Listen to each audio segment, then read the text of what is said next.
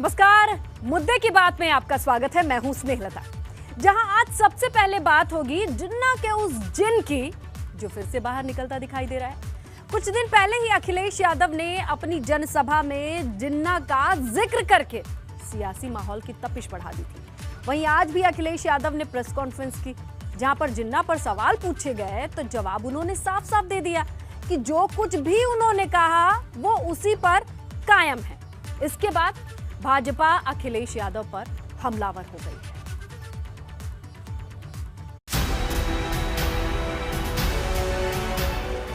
सरदार पटेल जी, राष्ट्रपिता महात्मा गांधी, जवाहरलाल नेहरू, जिन्ना एक ही संस्था में पढ़ करके बैरिस्टर बन करके आए थे।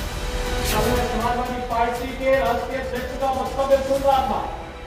वह देश तोड़क जिन्ना की जिन्ना से इस राष्ट्र को जोड़ने वाले सरदार वल्लभ भाई पटेल की तुलना कर रहे थे। जिन्ना वाले बयान पर कायम अखिलेश। मैं तो कहूंगा ना कि दोबारा किताबें पढ़ ली। मुख्तार पर अब भी अखिलेश की चुप्पी। राजनीतिक पार्टी के साथ गठबंधन है, अभी टिकटों की जानकारी आपको नहीं। सीएम योगी के चुनाव लड़ने पर अखिलेश का तंज। आप बाबा मुख्यमंत्री को चुनाव नहीं लड़ना चाहिए, वो जा रहे हैं। जाने वाले से क्या लेना देना। अपने चुनाव लड़ने पर बरकरार रखा सस्पेंस। चाचा शिवपाल पर फिर सम्मान वाला बयान। पूरा सम्मान होगा। 2022 का रण जैसे जैसे करीब आ रहा है, वैसे वैसे राजनीतिक दलों के तरकश से निकले बयानों के तीर भी विरोधियों पर हमला करने के लिए बाहर निकल रहे हैं। ऐसा ही बयान वाला तीर सपा अध्यक्ष अखिलेश यादव के तरकश से भी बाहर निकला, जिसमें उन्होंने पाकिस्तान के संस्थापक मोहम्मद अली जिन्ना की तुलना महात्मा गांधी और सरदार वल्लभ भाई पटेल से की थी। सरदार पटेल जी, राष्ट्रपिता महात्मा गांधी, जवाहरलाल नेहरू, जिन्ना एक ही संस्था में पढ़ करके बैरिस्टर बन करके आए थे। एक ही जगह पर पढ़ाई लिखाई की उन्होंने, वो बैरिस्टर बने, उन्होंने आजादी दिलाई। उन्हें किसी भी तरीके से अगर किसी का भी संघर्ष करना पड़ा होगा तो वो पीछे नहीं हटे। वहीं अखिलेश यादव से जब फिर जिन्ना वाले बयान के बारे में पूछा गया तो आप खुद सुनिए कि कैसे उन्होंने साफ साफ कह दिया कि वो जिन्ना पर दिए अपने बयान पर कायम है और अगर किसी को शक है तो उसे इतिहास की किताब पढ़ने की जरूरत है। वहीं सीएम योगी ने अपनी जनसभा में ऐसे लोगों से सतर्क रहने की अपील की जो जिन्ना की तुलना सरदार पटेल से करते हैं। जो आपने महात्मा गांधी और जिन्ना को लेकर कहा था, उसका कॉन्टेक्स्ट क्या था, अगर आप एक बार क्लियर कर दें। नहीं, क्यों करें कॉन्टेस्ट? मैं तो कहूंगा ना कि दोबारा किताबें पढ़ लें। दोबारा किताबें पढ़नी चाहिए लोगों को। एक दल के नेता ने पिछले दिनों एक वक्तव्य जारी किया था, और वक्तव्य क्या जारी किया था, यानी भारत की अखंडता के प्रतीक सरदार पटेल की तुलना देश तोड़क जिन्ना से करने का कुत्सित प्रयास किया था।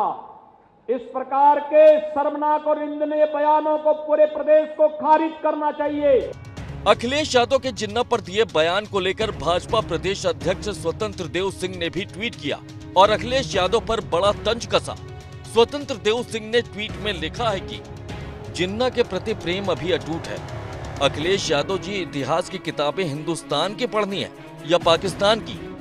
साफ है कि अखिलेश यादव के जिन्ना वाले बयान को भाजपा चुनावी मुद्दा बनाने में जुट चुकी है और दावा कर रही है कि अखिलेश को जिन्ना प्रेम का खामियाजा चुनाव में उठाना पड़ेगा। वहीं अखिलेश यादव ने भाजपा पर महंगाई को लेकर हमला बोला और कहा कि भले ही भाजपा तेल के दाम कम कर दे, लेकिन जनता इस बार भाजपा का सफाया करके ही मानेगी। चुनाव जैसे करीब आया, चुनाव जैसे ही हारे, पेट्रोल की तरफ देखने लगे, डीजल की तरफ देखने लगे। अभी सिलेंडर नजर नहीं आ रहा भारतीय जनता पार्टी को। सोचो, लाल रंग का सिलेंडर भारतीय जनता पार्टी को नजर नहीं आ रहा, उसकी कीमत कहां पहुंचा दी। अखिलेश यादव ने इस दौरान इटावा की सेंट्रल जेल को लेकर भी सीएम योगी पर तंज कसा। उन्होंने दावा किया कि ये जेल समाजवादी पार्टी की सरकार की देन है और हमेशा की तरह सूबे की योगी सरकार इसका उद्घाटन कर इसका क्रेडिट लेने की कोशिश कर रही है। महोला बहुत समाजवादियों का पुराना गढ़ रहा है। रंग बदलना, नाम बदलना, शिलान्यास का शिलान्यास करना, उद्घाटन का उद्घाटन करना। उसी सीरीज में एक और हो रहा है काम जो समाजवादियों का है, उसी का उद्घाटन होने जाना है। इटावा की जेल छोटी पड़ गई थी, इसलिए बड़ी जेल बनाई गई थी। अच्छा है जेल देख करके आ रहे मुख्यमंत्री जी, अच्छा करना है। और कम से कम उन्होंने जेल बनाई होती और कुछ ना बनाते, जेल ही बना देते। वो भी समाजवादियों की बनाई हुई जेल का उद्घाटन करने जा रहे हैं। अखिलेश यादव ने अपनी प्रेस कॉन्फ्रेंस के जरिए भाजपा पर सीधा हमला बोला, तो भाजपा ने भी अखिलेश यादव की जिन्ना वाली जिद को हथियार बनाकर उन पर जबरदस्त पलटवार किया। साफ है कि विधानसभा चुनाव जैसे जैसे करीब आएंगे, सूबे में जिन्ना को लेकर सियासी पारा और चढ़ता दिखाई देगा। ऐसे में देखना दिलचस्प होगा कि जिन्ना वाले बयान से अखिलेश को सियासी फायदा मिलता है या फिर भाजपा उनके इस बयान को मुद्दा बनाकर फायदा अपने पाले में ले आती है। Bureau report, ABP Ganga. बयानबाजी तो चल रही है, ये आपने देख ही लिया, लेकिन विधानसभा चुनाव से पहले सीएम योगी के तूफानी दौरे चल रहे हैं। इसी कड़ी में सीएम योगी आदित्यनाथ ने औरैया इटावा जिले का दौरा किया, जहां पर उन्होंने करोड़ों की योजनाओं की सौगात लोगों को दी। औरैया को जहां सीएम ने 389 करोड़ की परियोजनाओं का तोहफा दिया, तो वहीं इटावा की सेंट्रल जेल का उद्घाटन करके विपक्ष पर तीखा हमला भी बोला।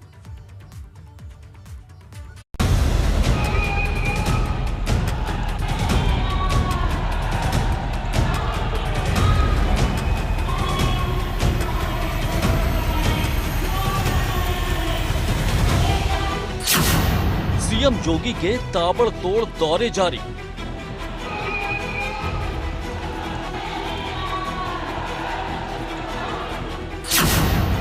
विपक्ष के हर वार पर पलटवार की तैयारी। अगर माफिया के ऊपर बुलडोजर चल रहा है तो माफिया के शरणदाताओं के ऊपर भी जरूर चलेगा। औरैया को 389 करोड़ की योजनाओं की सौगात। भाइयों बहनों, दिसंबर में ये योजना मिलनी प्रारंभ हो जाएगी। मैं इसके लिए आप सबका अभिनंदन करता हूँ। इटावा में सेंट्रल जेल की सीएम ने की शुरुआत। लोकार्पण और शिलान्यास का एक कार्यक्रम भारतीय जनता पार्टी शिलान्यास भी करके तो लोकार्पण भी करती है। योजनाओं के दम पर विपक्ष पर सीएम का तंज।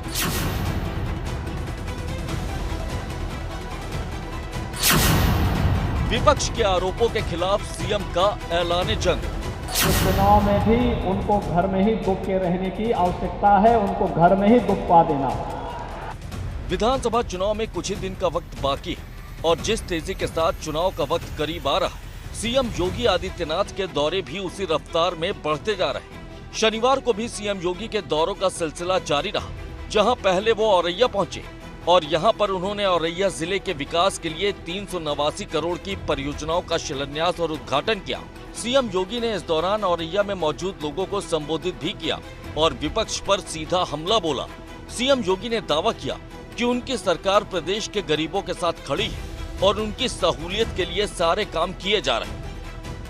पात्र गृहस्थी परिवार को पर यूनिट, अगर परिवार में 5 सदस्य हैं तो एक सदस्य के खाते में 5 किलो खाद्यान्न, 5 सदस्य हैं तो 25 किलो, 7 हैं तो 35 किलो खाद्यान्न उस परिवार को भी देंगे। 1 किलो खाद्य तेल, 1 किलो दाल और 1 किलो खाद्य नमक भी इस परिवार को उपलब्ध करवाने का निर्णय सरकार ने तय किया है।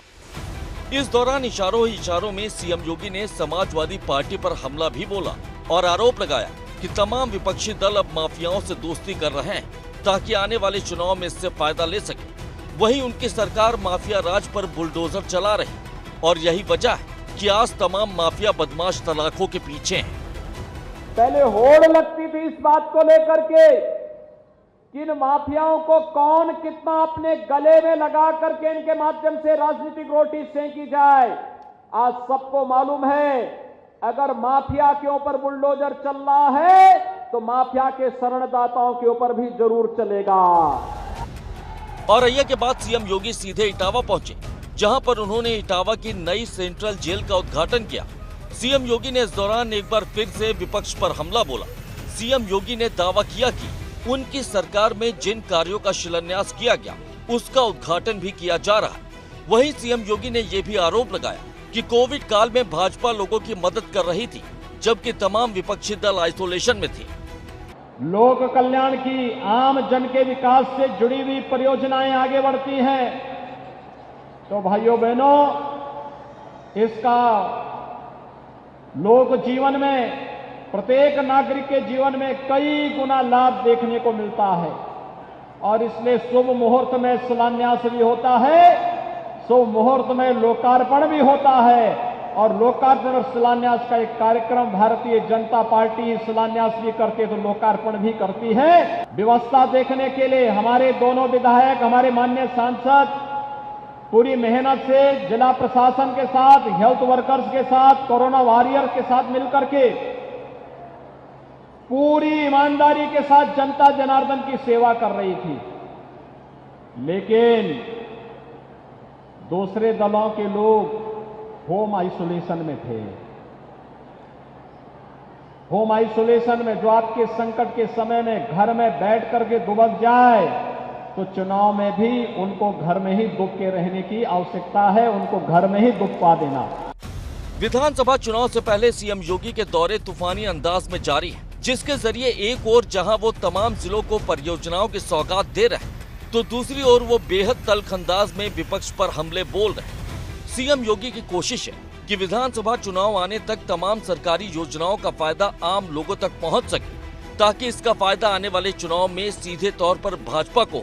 वहीं दूसरी ओर विपक्ष भी सीएम योगी को घेरने के लिए अपनी सियासी बिसात पर नई चालें चलता दिख रहा है। Bureau report, ABP Ganga.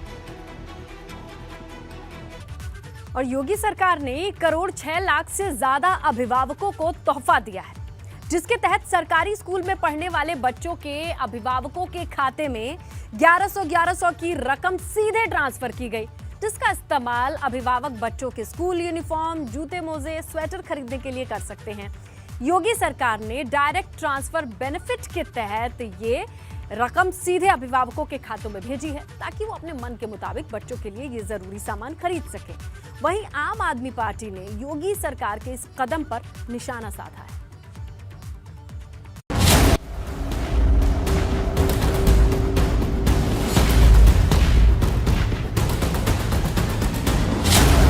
योगी सरकार का बड़ा कदम, सरकारी स्कूल के बच्चों को तोहफा, यूनिफॉर्म, जूते, मोजे, स्वेटर के लिए दिए पैसे, 1 करोड़ 60 लाख अभिभावकों को भेजे पैसे। योगी सरकार ने सरकारी स्कूल में पढ़ने वाले गरीब बच्चों के लिए एक और बड़ा कदम उठाया है। डायरेक्ट ट्रांसफर बेनिफिट के तहत प्रदेश के सरकारी स्कूल में पढ़ने वाले बच्चों के अभिभावकों के खाते में करीब 1800 करोड़ रुपए सरकार ने ट्रांसफर किए। इन पैसों का इस्तेमाल अभिभावक स्कूल में पढ़ने वाले अपने बच्चों की यूनिफॉर्म, जूते, मोजे और स्वेटर खरीदने में कर सकेंगे। सीएम योगी ने इस दौरान प्रदेश के तमाम अभिभावकों को संबोधित किया और कहा कि उनकी सरकार की कोशिश है कि सरकारी स्कूल में पढ़ने वाले बच्चों को हर सुविधा मिल सके जो आम बच्चों को मिलती है। 1 करोड़ 20 लाख से अधिक बच्चों में के पास डीबीटी के माध्यम से 1100 रुपये प्रति छात्र के हिसाब से धनराशि सीधे उनके बैंक खाते में, उनके बच्चों के माता पिता या लीगल अभिभावक के खाते में सीधे भेजी जा रही है।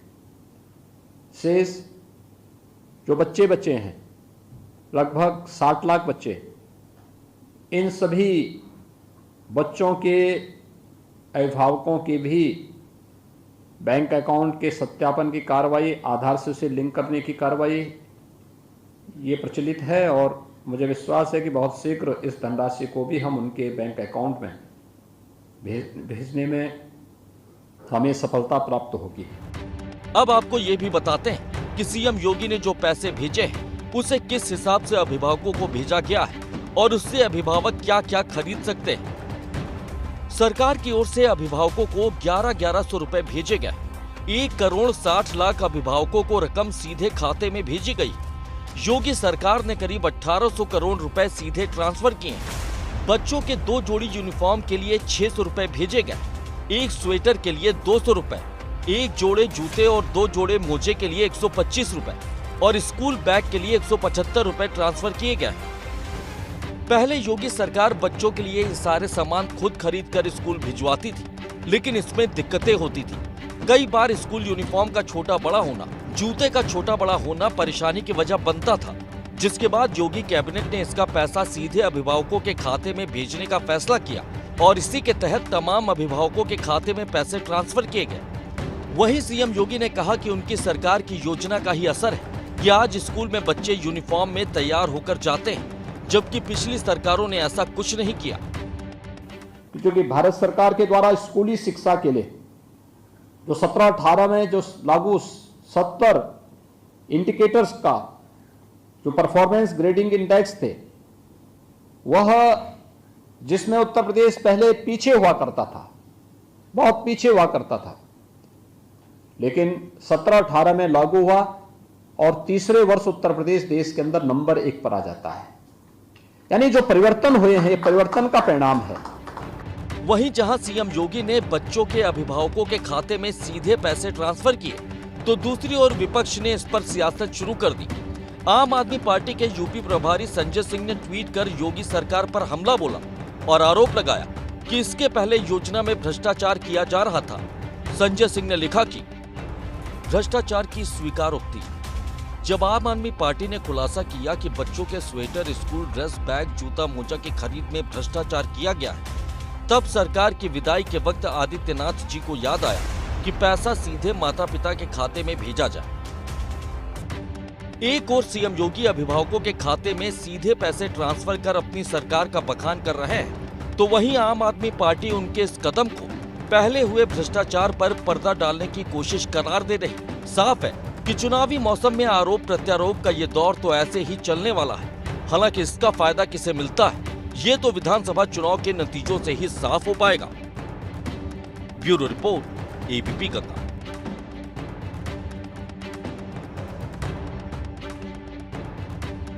देवताओं की भूमि में शीत प्रवास शुरू हो चुका है। इसके साथ ही तमाम देवस्थलों के कपाट बंद होने का सिलसिला भी शुरू हो गया है, जिसके तहत देवों के देव महादेव के धाम केदारनाथ धाम के कपाट भी बंद हो गए। इसके साथ ही यमुनोत्री धाम, गौरा मां मंदिर के कपाट भी बंद हो चुके हैं। वहीं देवताओं के मंदिर के कपाट बंद होने का साक्षी बनने के लिए तमाम लोग भी मौके पर मौजूद रहे।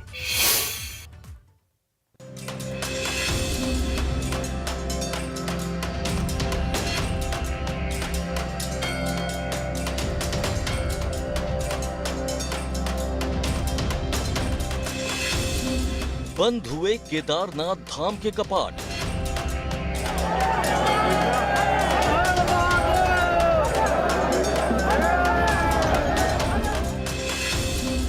ऊखी मठ के लिए रवाना हुई बाबा केदार की टोली।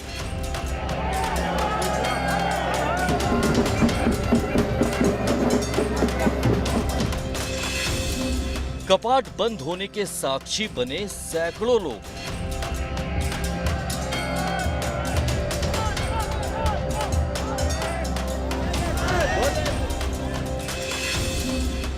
यमुनोत्री धाम के कपाट भी हुए बंद।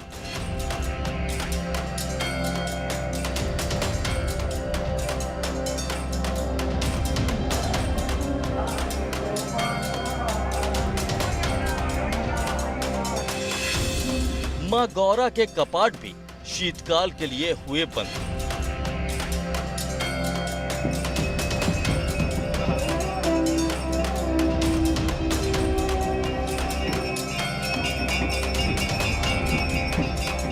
देवभूमि उत्तराखंड में सदियों पुरानी चली आ रही दैविक परंपरा के मुताबिक देवताओं के शीतकालीन प्रवास का सिलसिला शुरू हो चुका है, जिसके